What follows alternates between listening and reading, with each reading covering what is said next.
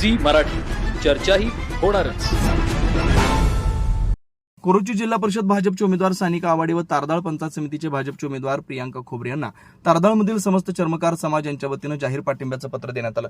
यावेळी प्रसाद खोबरे म्हणाले की आवाडे कुटुंबियांकडून तारदाळमध्ये विविध विकास कामं झालेले आहेत. भविष्यातही गावातील प्रलंबित कामं मार्गी लागतील. यशवंत वाणी म्हणाले, सानिका आवाडे दिदीला निवडून देऊन तारदाळ खोतवाडीचा सर्वांगीण विकास साधूया. सानिका आवाडे म्हणाले की आजपर्यंत अनेक विकास कामं केलेत. खासदार आमदार हे आपल्या हक्काचे असल्याने यापुढेही महिलांसाठी विशेष काम करीन.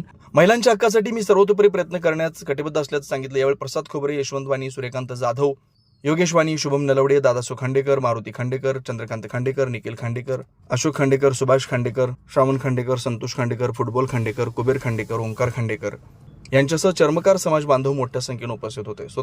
सूत्रसंचालन व आभार श्रावण खांडेकर यांनी केलं. सी मराठीसाठी तारदाळहून प्रमोद परे. आणि ते 100 वरनं 110 पर्यंत घेऊन जायचं, म्हणजे आपल्या विचाराचे पण पलीकडचे काम या ठिकाणी